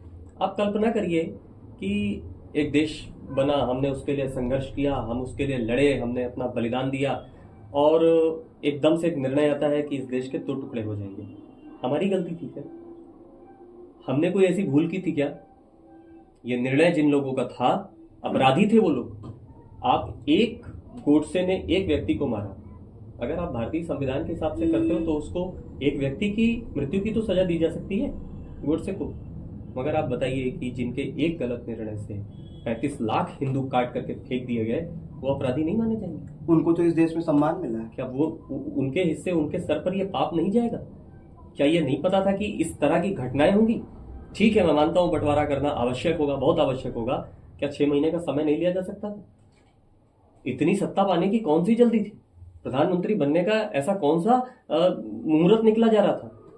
क्या पहले अपने लोगों को सुरक्षित वापस लाने की तैयारी नहीं करनी चाहिए थी? क्या इतनी सुरक्षा नहीं पहले बढ़ानी चाहिए थी कि हमारे लोगों की निर्मम हत्याएं ना हो? बंटवारे के विषय में ये युवा पीढ़ी ने तो सुना ही होगा, मुझे नहीं पता है, मगर 2-4-5 किताबें जब आप बंटवारे के इतिहास से जुड़ी हुई पढ़ेंगे और आपके अंदर इतनी सी भी मानवता होगी तो आप अपने आंसुओं को नहीं रोक पाएंगे। आपको लगेगा कि आपके पूर्वजों ने क्या कुछ सहा है, बस उसे यहाँ पर क्या कुछ हुआ है ये बयान नहीं किया जा सकता कैमरे के सामने। जिस तरह की घटनाएं हुई हैं, तो नाथूराम गोडसे का तरीका गलत हो सकता है, भावनाएं बिल्कुल गलत। आपने किताबों की बात की, मैंने भी एक किताब पढ़ी, हालांकि मैं उसका भी नाम नहीं लूंगा। गांधी जी को मानने वाले लोग, जिनके जो अहिंसा को मानते थे, हिंसा पे रुचि नहीं रखते थे, हिंसा उनके लिए वो थी, परंतु जब नाथूराम गोडसे ने गांधी जी को गोली मारी तो गांधी जी को जितने लोग मानते थे, मुझे अच्छे से याद है, मैंने जो इस किताबें पढ़ा है, मुंबई में रहने वाले गोडसे टाइटल वाले ब्राह्मणों को उनकी बहनों के साथ रेप हुआ, उनकी माताओं के साथ रेप हुआ, उन लोगों को इस तरीके से मारा गया जिसकी परिकल्पना कोई भी नहीं कर सकता है। तो ये किस विचारधारा को आगे बढ़ाया गया? यहाँ पे क्या गांधी जी की विचारधारा बढ़ी आगे? देखिए, शुद्ध रूप से वो कांग्रेस के नेता थे, शुद्ध रूप से वो कांग्रेस के लोग थे, इसे कहने में कोई परहेज नहीं है, ये किताबों में दर्ज है, इसमें कोई ऐसी बात नहीं है। और इस तरह की जो घटना हुई ये बहुत ही ज्यादा निंदनीय है। देखिए, मैं महात्मा गांधी का विरोध नहीं करता हूँ, मैं जानता हूँ कि महात्मा गांधी एक असफल राजनेता और एक सफल समाज सुधारक इस देश के लिए बन करके आए। मैं एक पंक्ति में उनको परिभाषित कर देता हूँ। तो ये बात सही है कि गोडसे जी ने जो तरीका अपनाया वो गलत रहा होगा, मगर आप गोडसे जी की जो मनोस्थिति होगी आप उसकी कल्पना करके देखिए। वो गणेश शंकर विद्यार्थी को मरते हुए देख रहे हैं, वो अपने साथियों को आग में जलते हुए देख रहे हैं, कोई यहाँ काटा जा रहा है, कोई वहाँ काटा जा रहा है। और गोडसे को लगा कि जो है महात्मा गांधी जी चाहते तो इसको रोक सकते थे, और रोक नहीं भी सकते थे तो 2-3 महीने का समय तो ले सकते थे, वो तैयारी तो की जा सकती थी, इतना जल्दबाजी नहीं करनी चाहिए थी। तो उन्होंने उनको मार दिया, ठीक है, मार दिया तो अपराधी बने और जो है उनको सजा हो गई। मगर इस तरह से जिस समाज को मारा गया वो समाज कांग्रेस के पहले अधिवेशन से लेकर के और आखिरी तक कांग्रेस के साथ खड़ा रहा, और आपने उसको मौत के घाट उतार दिया, और बहुत नृशंस हत्याएं हुई, जैसा कि आपने बताया, ये सारी चीजें हुई। तो ये बहुत ही ज्यादा निंदनीय रहा। अब रही बात जो आपने कही कि जिन लोगों को हिंसा नहीं पसंद थी, देखिए, आजाद सब होना चाहते थे, हिंसा इस देश में कहीं कोई लेना देना नहीं था, सब आजाद होना चाहते थे। मगर जिसके अंदर बूता था, जिसके अंदर दम थी, जिसके अंदर हिम्मत थी, उसने बंदूक उठाई, और जिसके अंदर दम नहीं था उसने लाठी उठाई। बस इतनी सी बात है। महात्मा गांधी जी के साथ लाखों लोग चलते थे, क्योंकि सीने पर गोली खाने से अच्छा पीठ पे लाठी खाना होता है, तो ये मुझे लगता है। बाकी ऐसा नहीं है कि बहुत कोई हिंसा प्रिय थी। देखिए दर्शकों, आपको बहुत सारा ज्ञान इस विषय पे मिल गया होगा, आपकी क्या राय है आप कमेंट में बताइएगा। परंतु एक प्रश्न जो सबके दिमाग में है, जब बच्चा 8वीं 9वीं 10वीं में भैया पढ़ने आता है तो उसके दिमाग में तुरंत ये प्रश्न उठता है कि उन 23-24 साल के 3 नौजवानों की क्या गलती थी कि उन्हें बचाया जा सकता था किंतु बचाया नहीं गया। क्या इसे बड़े लोगों की ज्यादा अपने आप को अच्छा समझने की भूल थी, कि वो सही से पढ़ नहीं पाए वो जो पत्र मिला था? क्या कहते हैं आप? देखिए, समीक्षा अगर आप करेंगे तो आपके में बहुत बड़े बड़े इतिहासकार होंगे, मैं तो इतिहास का बहुत छोटा सा विद्यार्थी हूँ और इतनी बड़ी समीक्षाएं भी मेरे पास नहीं है। पता नहीं क्या कारण रहा होगा कि महात्मा गांधी जी एक आंदोलन को शुरू करते थे, कांग्रेस एक आंदोलन को शुरू करती थी, वो 3 या 4 साल उस आंदोलन को खड़ा करने में लगते थे, फिर या 1 या 2 साल उस आंदोलन को चरम पर आने में लगते थे, और वो फिर आंदोलन असफल हो जाता था। और फिर कांग्रेस के नेता महात्मा गांधी जी अज्ञातवास में चले जाते थे, 4-5 साल के लिए देश की राजनीति ठंडे बक्से में चली जाती थी।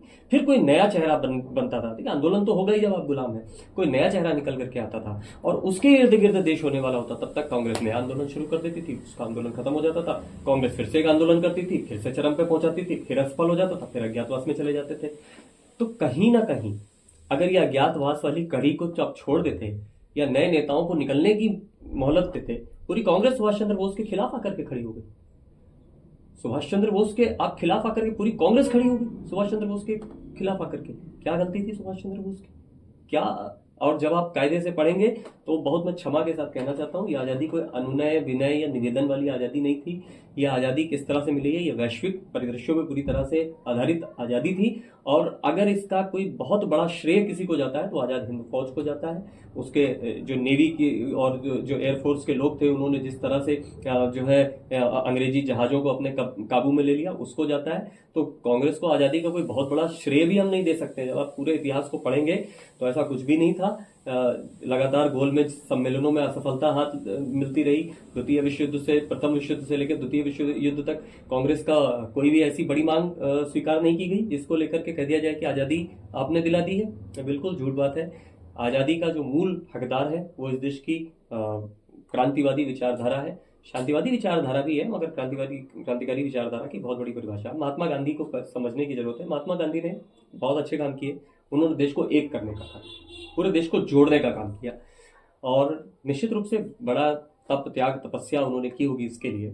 अब मुझे ये नहीं पता है कि जैसा कि मैंने कहा, वो एक बहुत बड़े समाज सुधारक और बहुत सफल समाज सुधारक और एक असफल राजनेता थे।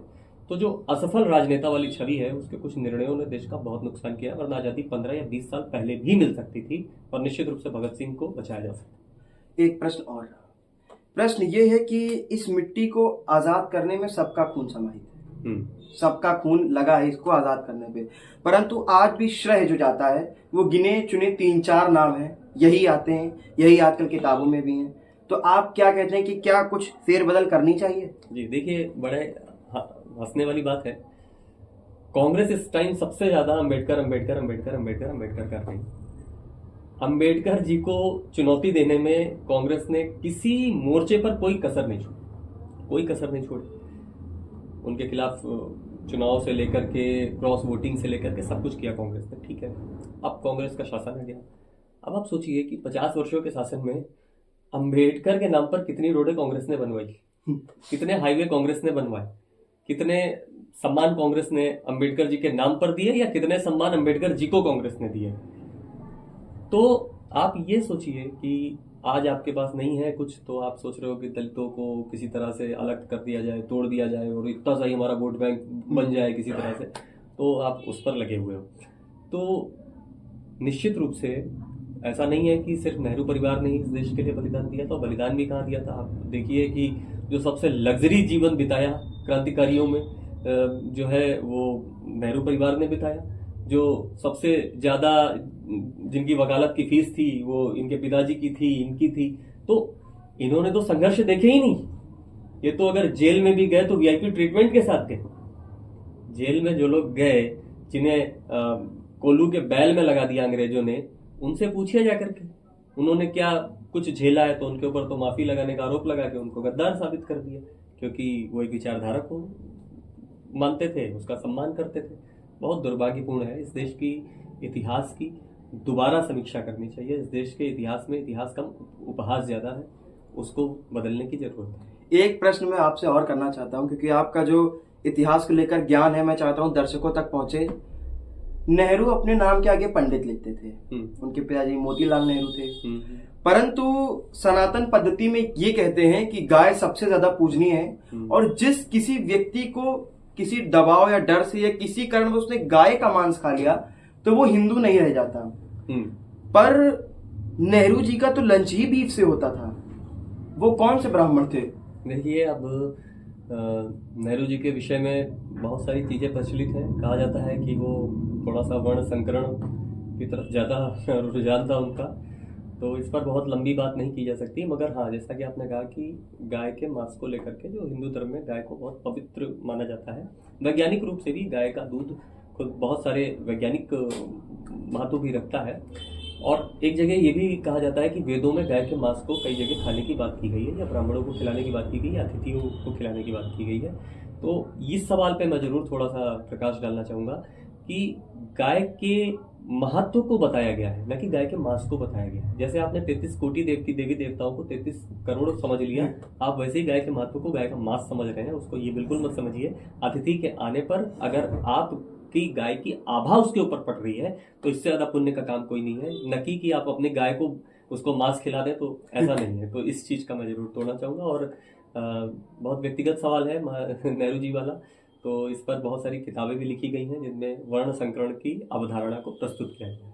तो मैं इससे कुछ और नहीं कह सकता। तो आइए जानते हैं एक और प्रश्न का उत्तर। जैसे भैया ने इस सीरीज में कहा कि ये युग परिवर्तन का समय है, तो वो इस युवा में क्या ऐसा परिवर्तित देख रहे हैं जो आपने इस बात को कहा कि ये युग परिवर्तन का समय है? ये आपने बहुत अच्छा सवाल किया है। देखिए, मैं पहली बार देश के युवाओं को इतना जागरूक देख रहा हूं। इतना जागरूक मैं इसलिए भी कह रहा हूं कि आज के समय पे जो ज्वलंत मुद्दे हैं वो जब किसी टीवी चैनल पर दिखाए जाते हैं, उनके विषय में दिखाया जाता है, तो किसी भी फिल्मी एक्टर को दूसरी तरफ दिखाया जा रहा है तो फिल्मी एक्टर से 4 गुना ज्यादा टीआरपी उस ज्वलंत मुद्दे की होती है।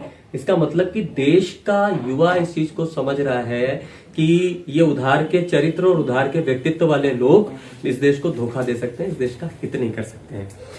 मेरी कोई ऐसा नहीं है कि मेरी कोई किसी से कोई शत्रुता नहीं है, मैं सम्मान करता हूं।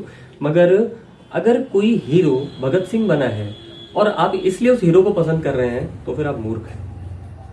आप भगत सिंह को पसंद करिए क्योंकि भगत सिंह बने हैं, तब वो हीरो भगत सिंह का रोल कर रहा है। आपको जीन्स अच्छी लगती है, आप जीन्स पहनिए।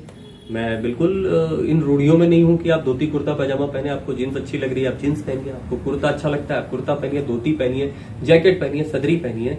मगर इसलिए पहनिए कि वो फलाने हीरो ने जीन्स पहनी थी इसलिए हम पहनेंगे, तो ये तो आपने पूरा अपना चरित्र उधार का कर लिया। आपके पास मौलिक कोई चीज नहीं है। अरे ये आपका शरीर है, ये आपका मस्तिष्क है, आपका विचार है। आप तय करेंगे आपको क्या पहनना चाहिए। जो आपको अच्छा लगे वो पहनिए, जो आपके समाज को अच्छा लगे वो पहनिए। उन्होंने पहना है इसलिए आपको पहनना है, ये बहुत ही शर्मिंदगी वाली बात है। उन्होंने ये चश्मा लगाया है तो ये चश्मा लेना है, और वो चश्मा 20,000 का हो गया। उन्हें उस चश्मे को पहनने के 20 लाख रुपए मिले, उन्हें उस घड़ी को बांधने के 50 लाख रुपए मिले, और हमारे युवा जो है वो मूर्ख बन करके उनके पीछे भागते चले जा रहे हैं। फिलहाल अब जो युग परिवर्तन की बात है, तो मैंने देश के युवाओं में ये परिवर्तन आते हुए देखा है। आज 90% फिल्मों की गारंटी नहीं है कि वो हिट हो पाएगी। पहले एक फिल्म बना दी जाती थी, और देखिए इन बॉलीवुड वालों ने कितनी बुरी तरह से देश के युवा को मूर्ख बनाने का काम किया है। एक हीरो होता है और वो हीरो हमेशा बिगड़ैल होता है। वो सिगरेट पीता है, वो ड्रग्स लेता है, वो दारू पीता है, वो लड़कीबाजी करता है। और एक हीरो के साथ का कोई होता है, वो बहुत पढ़ने वाला लड़का होता है, मगर उसको बड़ा चूतिया सा बना करके दिखाते हैं, बड़ा मूर्ख सा बना करके दिखाते हैं। मतलब उन्होंने ये बताया है कि ड्रग्स, स्मैक, चरस, गांजे वाले आपके आदर्श होते हैं और पढ़ने लिखने वाले मूर्ख होते हैं, है ना। तो ये जो ट्रेंड चलाया हुआ था बॉलीवुड ने, इस युग परिवर्तन के काल में वो ट्रेंड जो है पूरी तरह से धराशायी हो चुका है। 100 फिल्में बनती है तो 90 फ्लॉप हो जाती है, 90 पैसे नहीं निकाल पा रही हैं। और आप एक चीज से अंदाजा लगा सकते हैं, ये भी मेरी बड़ी मौलिक टिप्पणी है। आप किसी क्लब में चले जाइए, पब में चले जाइए शराब पीने के लिए, कितनी भी भीड़ हो, आपको 15 मिनट में आपके शराब का ग्लास मिल जाएगा। आप किसी बड़े मंदिर चले जाइए, हनुमान जी के दर्शन करने चले जाइए, शंकर भगवान के दर्शन करने चले जाइए, 2 घंटे से कम समय में आपको दर्शन नहीं मिलेंगे। ये बताता है कि इस देश का रुझान, इस देश के युवा का रुझान बदला है, उसका नजरिया बदला है, उसका चरित्र बदला है, उसका व्यक्तित्व। प्रख्यात जी, आपसे बात करके मुझे बहुत अच्छा लग रहा है, और मैं जहां तक मैं समझ रहा हूँ मेरे दर्शकों को भी बहुत अच्छा लग रहा होगा।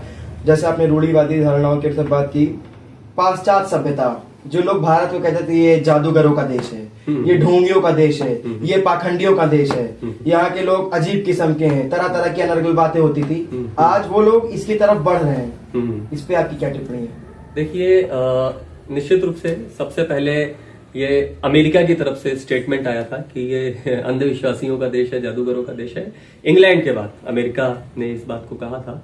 अब आप कल्पना करिए, जो लोग आज भी ये मानते हैं कि उनके राष्ट्रपति भवन में उनके पूर्व राष्ट्रपति की आत्मा घूम रही है, वो हमें अंधविश्वासियों का देश कहते हैं। तो पहली चीज तो ये है। दूसरी बात, आज वो सनातन धर्म को सबसे ज्यादा रुझान पाश्चात्य संस्कृत और खासकर यूरोपियन कंट्रीज का भारत की तरफ है। तो उसका आप एक कारण समझिए, वो पढ़े लिखे लोग हैं, वो चीजों की विवेचना करना जानते हैं, वो चीजों की समीक्षा करना जानते हैं, और वो जब वो बैठ करके समीक्षा करते हैं तो उन्हें पता चलता है कि हम जो आवरण ओढ़े हुए हैं, अंधविश्वास ये है, न कि वो भारतीय संस्कृति जिसने पहली बार वैज्ञानिक दृष्टिकोण का जन्म दिया है। आपको पता नहीं, दर्शकों में कितने लोगों को पता होगा, कितने लोगों को नहीं पता होगा, मगर पहली बार परमाणु थ्योरी ऋषि कणादि ने लिख करके, ऋषि कणादि की पुस्तक में पहली बार परमाणु और उनके समायोजन के विषय में उन्होंने लिख दिया। आप कल्पना करिए, ये 2500-3000 साल पहले लिखा जा रहा है परमाणु के बारे में। कोई मशीन नहीं, कोई कुछ नहीं। और आप गूगल करिएगा, आप कहीं भी पढ़ करके देखिएगा, जो व्याख्याएं उन्होंने की वो जस की तस व्याख्याएं, आपके धर्म की व्याख्याएं आज वैज्ञानिक रूप से सिद्ध हो चुकी है। 3D डायमेंशन, ब्रह्मांड के 3D डायमेंशन का रूप आज वैज्ञानिक मान रहे हैं। उनका कहना है कि एक समान, एक ही जगह पर 3D उसमें और 11 ब्रह्मांड उपस्थित है। ये 11 ब्रह्मांड उपस्थित होने का जिक्र आपको रामायण में मिलता है, आपको महाभारत में मिलता है, आपको वेदों में मिलता है। और एक खूब मैं देखता था कि वो लगा देते हैं कि एक कोई वैज्ञानिक है, वो रिसर्च कर रहे हैं, और पीछे एक पंडित जी कहते हैं तुम जल्दी रिसर्च करो, हम लिखें कि हमारे वेदों में क्या है। तो सोचिए कि कितनी मूर्खता की बात है। वेद तो हजारों साल पहले लिखे जा चुके हैं, रामायण तो हजारों साल पहले लिखी जा चुकी है, महाभारत तो लिखी जा चुकी है, अब उसमें कुछ लिखने को नहीं है। तो उससे पढ़ करके जो है आज का विज्ञान सीखने का काम कर रहा है। राइट ब्रदर्स ने विमान बनाने का पूरा श्रेय भारत को दिया। हाँ, तो कहीं ना कहीं भारत का धर्म पूरी तरह से वैज्ञानिक रहा है। और मैं कविता विशेष रूप से इस पर आप तक पहुंचाने की कोशिश करता हूँ। हाँ, ये भी मंचीय तेवर से अलग हट करके कविता है। जैसे कहा जाता है जादूगरों का देश है, इन लोगों ने किया ही क्या है। तो क्या किया है इन लोगों ने, वो आप तक पहुंचाने की कोशिश करता हूँ। ये मिट्टी क्या है हमारे लिए, ये देश क्या है हमारे लिए, और हमने इस विश्व को क्या क्या दिया है। ये भारत की माता है माटी, ये भारत की माटी है माता हमारी।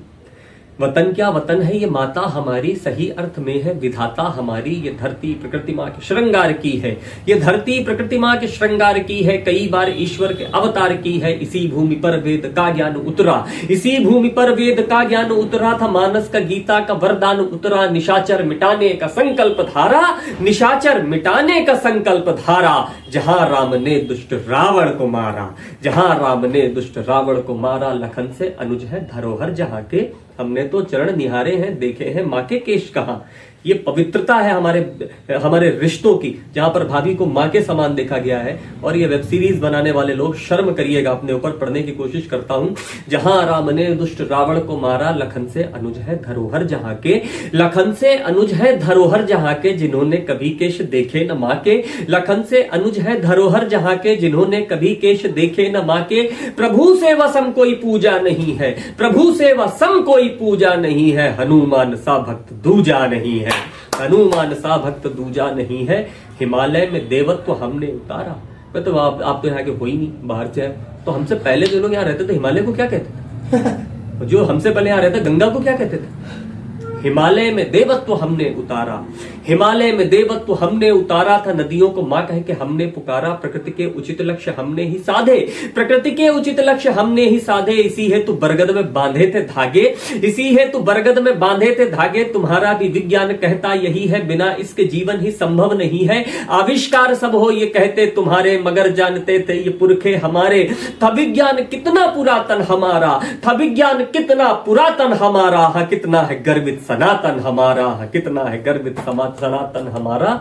विमानों में पुष्पक प्रथम कल्पना है, विमानों में पुष्पक प्रथम कल्पना है। कहो कैसे यूरोप में ये बना है, विनायक को हाथी का सिर है लगाया, विनायक को हाथी का सिर है लगाया। ये हेड ट्रांसप्लांट का करतब दिखाया, थे पूजा में नवग्रह हम ही ने बनाए। कोई टेलीस्कोप नहीं था हमारे पास।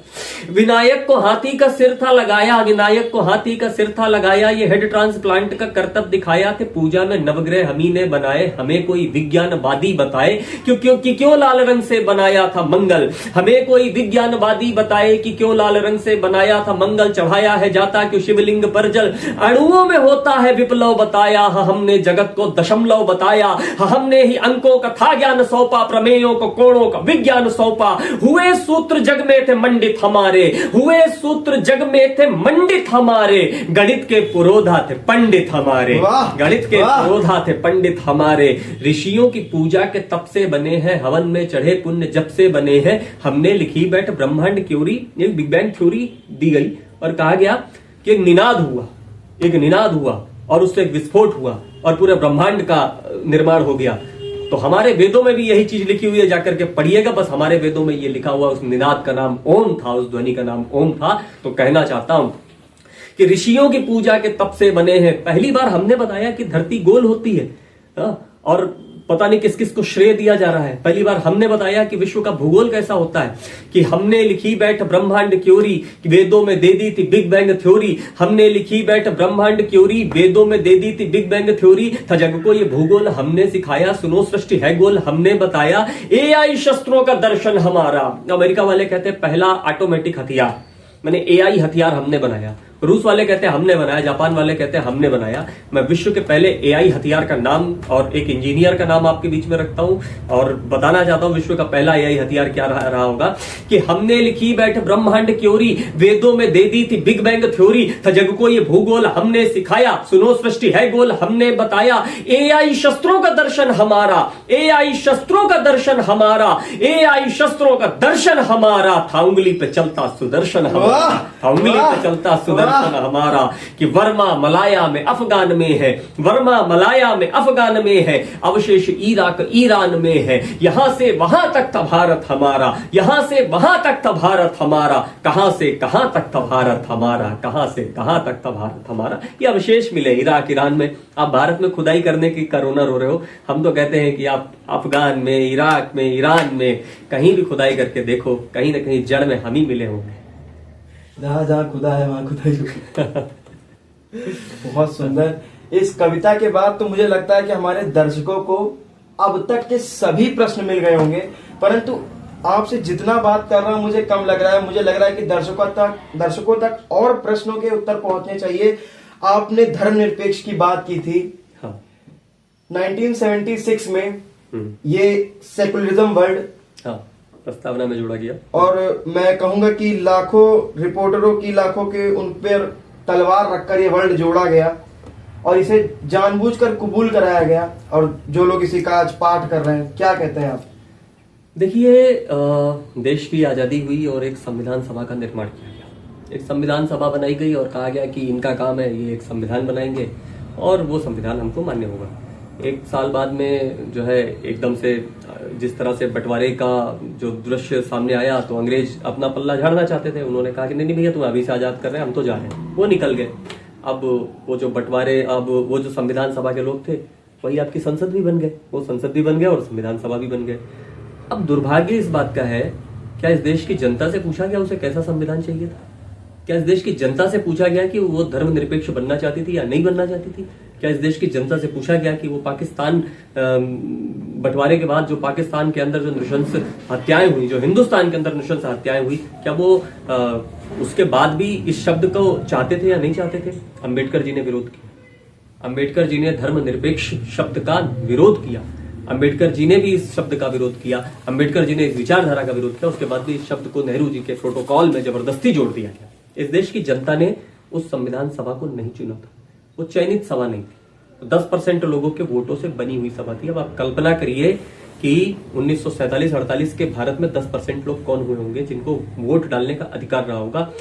वोट डालने के अधिकार में ये तक शर्त थी कि आप टैक्स कितना देते हैं। आपका टैक्स तय करेगा कि आप वोट डाल पाएंगे या नहीं डाल पाएंगे।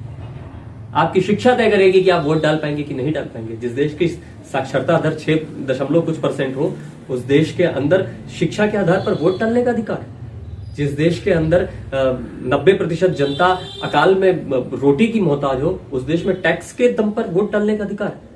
आप सोचिए कि किन लोगों ने उस संविधान सभा को चुना होगा। जो अंग्रेजों के बहुत खास रहे होंगे, जो कांग्रेस के बहुत खास रहे होंगे, उन 10% लोगों ने संविधान सभा को चुना और उन्होंने एक संविधान बना दिया। उस संविधान के अंदर ये तय कर दिया गया कि भारत एक धर्मनिरपेक्षवादी राष्ट्र होगा, भारत का कोई धर्म नहीं होगा। जब भारत का धर्म नहीं होगा, उसके बाद भी तमाम अनुच्छेद बढ़ा करके अल्पसंख्यकों को अलग प्रशासन देने का काम कर दिया और ये समान आचार संहिता रोक दी और वक्फ बोर्ड बना दिया। ये हमारा धर्मनिरपेक्ष है। हमारा कोई धर्म नहीं है, मगर हम जहाँ तुष्टिकरण होती है वहां पर हम अपना धर्म स्वीकार कर लेते हैं। उसके बाद में इमरजेंसी के टाइम पर इस शब्द को जोड़ा गया, जबरदस्ती इस देश को ये स्वीकार करवा दिया गया।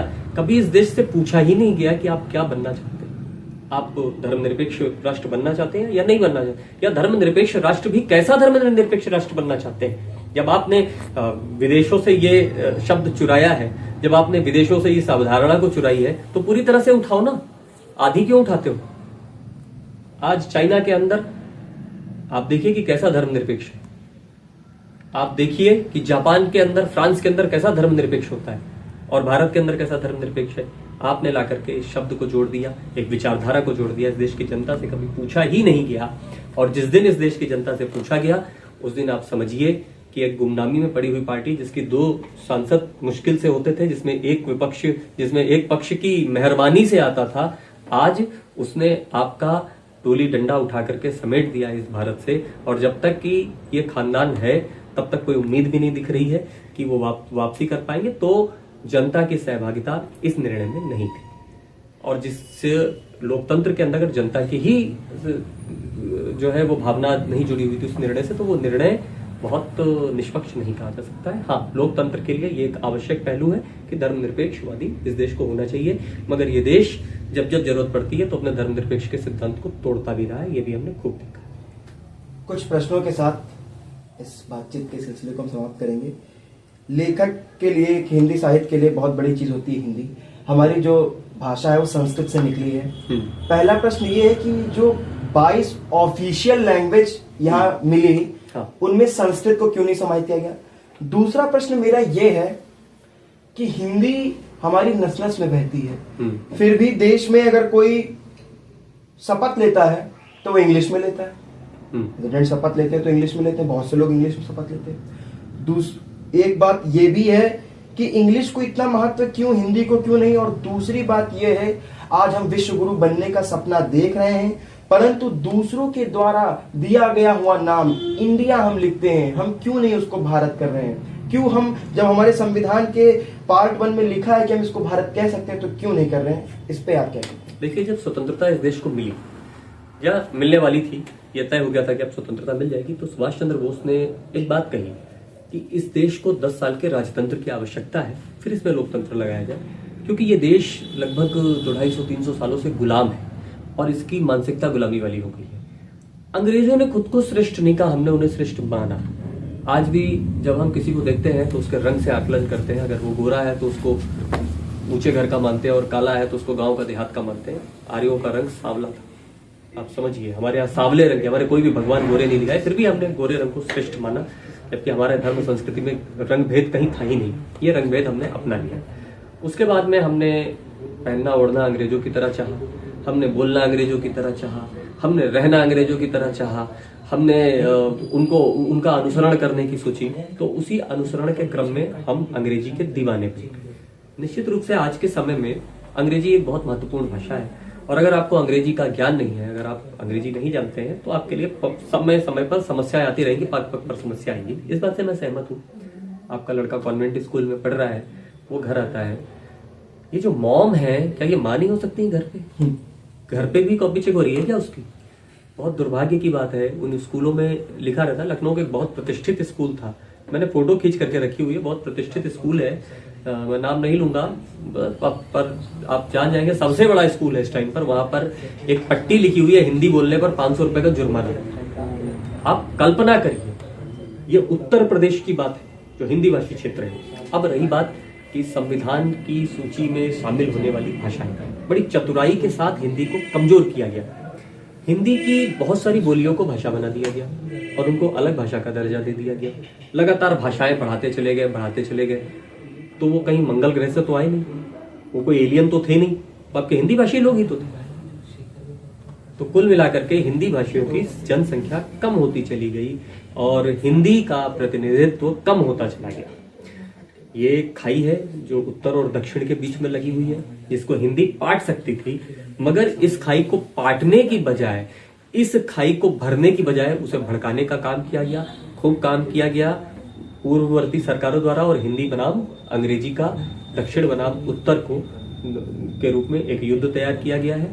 तो बहुत दुर्भाग्यपूर्ण बात है ये। अगर सब लोग साथ में आकर के इस चीज का आकलन करें, और ये जो लोग कहते हैं कि नहीं हमारी ये बोली है, ये हमारी भाषा, इसमें नहीं, आपकी मूल भाषा हिंदी है, वाकई आपकी बोलियां हैं, आपकी मूल भाषा या हिंदी हो सकती है या संस्कृत हो सकती है। तो आपने खुद अपनी भाषाओं को इतना विस्तृत कर दिया, इतना बांट दिया कि आप हिंदी भाषियों की जनसंख्या ही इतनी कम बची है कि हम उसे राष्ट्रभाषा बनाने का ख्वाब नहीं देख सकते। इसी के साथ आज की बातचीत का सिलसिला खत्म होता है। कविता से कहानी, शब्दों से साहित्य के समूह समावेश के साथ क्या कहता है लेखक की हम अगली सीरीज में जुड़ेंगे। इस सीरीज में हमारे साथ जुड़े हमारे अतिथि आदरणीय प्रख्यात मिश्रा जी, कवि के साथ साथ जितना इनका साहित्य का ज्ञान था आप सभी उससे रूबरू हुए। आपका अगर कोई और प्रश्न है तो आप कमेंट में जरूर लिखिएगा, हमारे जो अतिथि हैं उसका उत्तर जरूर देंगे। तब तक के लिए भैया का बहुत बहुत धन्यवाद, आप हमारे वहाँ आए, और आप सबका बहुत बहुत धन्यवाद, आप इतनी देर तक हमारे साथ जुड़े रहे। धन्यवाद। बात